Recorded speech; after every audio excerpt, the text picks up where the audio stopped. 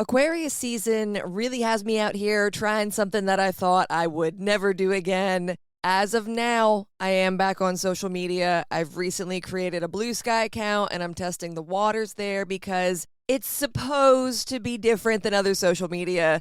The Mercury, Cazimi, and Aquarius and all the Plutonian energy really pushed me on this one. So if you're hip to Blue Sky, then you can follow me on there. I can't promise I'll be on it for long, but I'm giving it the old college try. I don't even know what I'm going to use it for, but I'm there at least for now. My username is moonmattersastrology.com. It's really cool that you can use your domain name so people can't steal your username or copy it in any way, which that's one thing I like because that was happening on Instagram, so that's why I'm not there.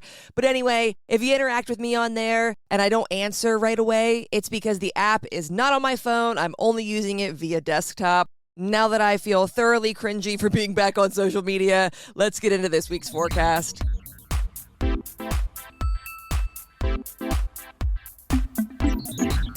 All in all, this is a fairly quiet week. If you look at a real-time transit chart, you'll see that damn near everything is in Aquarius, which means there's not a whole lot of aspects being made other than the conjunctions within Aquarius. And even those are starting to chill out since Venus and Mercury are creating space due to their planetary speed being a little faster than the Sun and Mars. Saturn and Jupiter are in Pisces and Cancer, which aren't signs that make major aspects with Aquarius. So we're really honing in on the realm of Aquarius this week when it comes to where the energy is going to reside.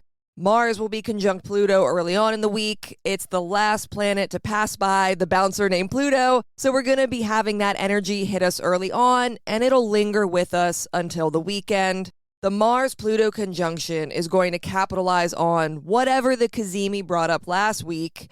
We might be prone to taking action or be incentivized through something that feels fresh, innovative, or thought-provoking.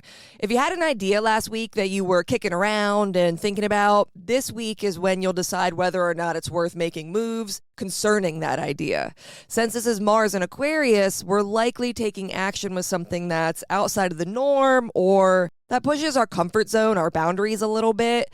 The payoff for doing this could be really awesome, but that doesn't mean it'll feel comfortable or easy in the moment. I know my Mars-Pluto conjunction moment is going to be something with this blue sky bullshit I've gotten myself into. I'm either going to shut it down, cut and run, or I'm going to sink deeper into it and see how it can be a really powerful tool for connecting with my audience and creating a stronger sense of community with the people that support me. I'm personally hoping it's the latter, but only time will tell. The Mars-Pluto conjunction will be like sticking a fork in a toaster, a total jolt of energy that shouldn't be entirely unexpected because we're pushing ourselves past our comfort zone into something new and weird and different. It can be a really overwhelming experience, but one that can also be really powerful and empowering in the end once we get the hang of things. So try not to write off what Mars and Pluto cook up right away. It's going to be a hard, static shock, but that shock is going to be what generates the source of power or innovative inspiration that leads to bigger and better things.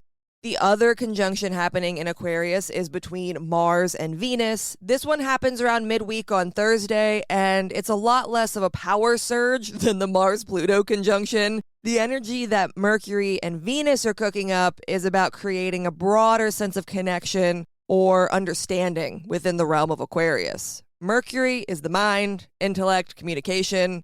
Venus is harmony, connection, and relationships. They're also both financial planets, so if Aquarius happens to rule a money or career house for you, then this could be a time to dive deeper into finances, financial trends, or the flow of your money in general. If Aquarius isn't a money planet for you personally, I wouldn't put too much stock, pun, in the financial side of this conjunction, but it's good to know that it could potentially have financial applications if that's something you're currently invested, pun, in. I did not wake up today thinking I'd be giving out all these puns for free, but here we are. Other than financial implications, Mercury and Venus will mostly be pushing the agenda of connection and harmony. Whether that means literally connecting with others or connecting our ideas with others, it's all about sharing, networking, and creating a broader sense of community in whatever realm Aquarius rules for you. This is a fairly benefic conjunction. Even though it is more dry and of the mental world, we still have a really good opportunity to be inspired by others and let others inspire us as well. Mental clarity is likely to hit around the time of this conjunction, so remain open to sharing your ideas, having creative brainstorms, and generally being a little more social than you would normally be. Those are the heavy hitters for this week as far as aspects go. Saturn will be in a sextile with Uranus all week, but with the ingressions into Aquarius and the Mercury Cazimi recently, the focus is really staying on fixed air. Use all this energy to rework what it is you think you know about the way things are within the realm of Aquarius. Fixed air doesn't like change, but one thing that will get it to change is a damn good idea. Innovation, creative inspiration, and even just the need to update an outdated belief, that's all very Aquarian in nature. Allow yourself to move in the direction of progression, especially when it comes to the way you think about Aquarian ideals and the realm that Aquarius rules over for you personally. For instance, if Aquarius is your natal sixth house, then you're going to need to broaden your mind and be open to new connections and changing your ideas within the realm of work, mundane routines, health, and wellness, and also how you share your skills with the world or serve others. I've been harping on this Aquarius energy because it really is the main character. It's the main thing in the forefront right now. But there is one other thing happening this week that I've been saving for last to talk about. On Monday, January 26th, Neptune ingresses into Aries for the long haul. It had dipped in and out of Pisces at the end of 2025 via retrogrades, but now it's ready to put Pisces to bed and start its 13-ish year journey through Aries. From this Monday until March of 2039, Neptune will be in Aries. But before we get to what that cycle means, we should talk about how we're also closing out a different cycle. Neptune has been in Pisces since roughly 2011 to 2012, depending on retrograde cycles, but it has been fully seated there since February of 2012. For the past 14 years, we've been fighting through a haze of nostalgia, escapism, victim mentalities, and all around confusion within the realm of Pisces. I think we owe it to ourselves to take a moment to reflect on what that's looked like and how it's impacted us. Once Neptune leaves Pisces, we're going to have a really strong grip on reality in that space for the first time in over a decade, which is awesome, but also might be a little jarring. So as Neptune leaves Pisces, give yourself a minute to rub your eyes and adjust your vision. My husband and I have been watching Fallout, and it kind of reminds me of when people wake up after being frozen in Fallout. It's a great show and it's a fun video game if you aren't familiar, but it's kind of like that. It's like Sleeping Beauty is fully coming to, and we're a lot more aware of the pitfalls of Pisces and the harsh realities of the world and how we're going to stay grounded in that area of our lives. Saturn has been doubling down and making us grow up in that area of life as well. So it'll be wild once Saturn takes its exit as well in a few weeks. But for now, let's focus on Neptune.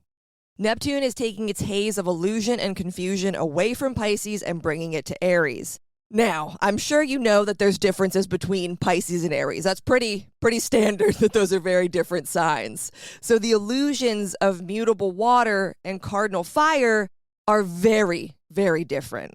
Like I said before, Piscean illusion is about escapism, victim mentalities, nostalgia, and turning away, or even straight up just rejecting anything that doesn't align with your idyllic version of the truth. Hopefully, we've squashed some of that over the last 14 years. Now that Neptune is moving into Aries, cardinal fire, the manifestation of the illusion will change. Instead of escapism and nostalgia, Neptune is going to harness fear, anger, aggression, and outrage as a means of creating illusion. Fear-mongering and rage bait are going to go way up in stock, and I would say especially rage bait if I had to pick one. I tend to stay away from global or mundane astrology, but I do think that Pluto in Aquarius and Neptune in Aries are going to spark some kind of AI rage bait machine. We've already seen a little of this happening, but when Neptune ingresses into Aries, it's going to be on the heels of a sextile with Pluto, and that's going to spark some major power plays that are happening via coercion of information, particularly digital information.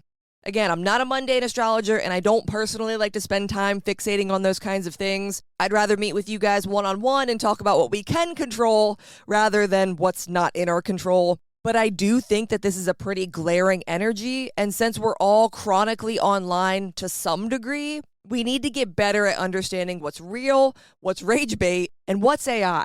The next 14-ish years are really going to test us when it comes to seeing through the man behind the curtain, or rather, the man behind the AI screen. That's on a global societal scale. More personally, you'll need to look at the houses of Aquarius and Aries to see how it'll impact you, which I've done in this issue of my weekly zine, so check it out if you're interested. Neptune in Aries is going to cause false urgency within the realm of Aries. It might not happen right away for you, but it will come up. And you'll have to be mindful about not taking hasty action within that area of your life that's based on fear or anger or missing out or any kind of FOMO. We're going to lose sight of the goal in Aries over the next couple of years, but we can't let that shake us. Aries needs to stay connected to the goal and not become a martyr. That's big for this transit. Don't let the realm of Aries become a place where you feel like you're constantly sacrificing yourself and you're doing it kind of for the right reasons, but also so you can get sympathy or look like the hero. Don't do that shit. Hero complexes are not what we need right now. We're gonna have issues when Saturn ingresses into Aries in a few weeks. Don't make it harder on yourself by falling into martyrdom. And don't let yourself be rage baited or pushed by fear, loss, aggression, or an overly competitive spirit. I'm saying all this now, but it's going to be a long road. 14 years is a long time. But I'll be here as a reminder that you're stronger than Neptune's illusions, and that rage bait and actions out of fear or haste aren't going to get you to where you want to be. The cool thing about Neptune and Aries is that we get to test what we're made of, and we'll have plenty of opportunities to rise to the occasion. Will we hit the mark every time? Probably not. But as long as we get up and keep trying, that's how we're going to see through Neptune's haze. Have a great week. Keep your mind open to new ideas and making beneficial connections with others. It would also be smart to start brushing up on online literacy and being able to spot AI-generated content. If not you, at least for your parents. Get your parents, your grandparents, do those things online where they have those tests that are like, hey, can you spot if this is AI generated or not? Send that to your parents and you take it as well. Thank you for tuning into this week's forecast. If you want a more detailed look at what this week's astro weather holds for you personally, go to my website, moonmattersastrology.com, and sign up to receive my zine. You can also find me on Patreon by searching for Moon Matters. The best way to keep up to date with my work or to book a reading with me is to sign up for my mailing list on my website. I'll meet you back here next week, but until next time, later days.